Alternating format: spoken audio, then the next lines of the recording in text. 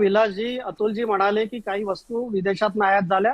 मी त्यांना म्हणतो यांनी तर यांचे नेते विदेशात आयात केलेल्या.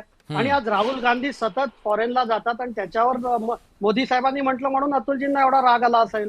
आणि दुसरं मला सांगायचं आहे की आज इलेक्ट्रॉनिक जे भारत इम्पोर्ट मला करायचा, कशाला रागणार आहे?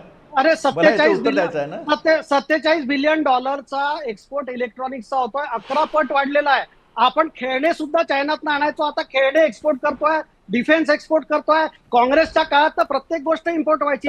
आणि कसं आहे, तुम्ही नरेंद्र मोदी साहेबांनी सेंट्रल विस्टा जो प्रोजेक्ट केला, त्यांनी हजारो करोडचा रेंट वाचवलाय. नरेंद्र मोदी साहेबांनी देशाकरता पूर्ण स्वतःच जे काही पैसा आहे तो दान केलेला आहे. काँग्रेस सारखं नाहीये की नॅशनल हेराल्डचा स्कॅम केलं आणि 5,000 कोटीची मालमत्ता 50 लाखात त्यांनी हे केलेली आहे. अरे अतुलजी, देश जग प्रसिद्ध अर्थशास्त्री डॉक्टर मनमोहन सिंग होते.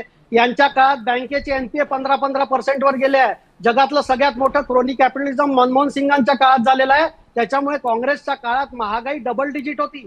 25 वर्ष सगळ्यात कमी महागाई आता आहे. आणि तुम्ही जे आकडे करताय, आज आपली इकॉनॉमी तुमच्या वेळेला किती होती आणि आज काय आहे? आज जगभरात भारताची अर्थव्यवस्था फास्टेस्ट ग्रोईंग आहे. पूर्ण देश जगातला एफडीआय भारतात येतोय. ह्या सगळ्या गोष्टी आहे. भारतात सगळ्यात जास्ती मेक इन इंडिया होत आहे. राहुल गांधी संसदेत म्हणाले होते मेक इन इंडिया भारत में हो ही नहीं सकता. आज आपण डिफेन्स एक्सपोर्टर आहे, टॉईजचे एक्सपोर्टर आहे, आज इलेक्ट्रॉनिक्स एक्सपोर्टर आहे, आज आपण सगळ्या गोष्टींचा एक्सपोर्ट करतोय.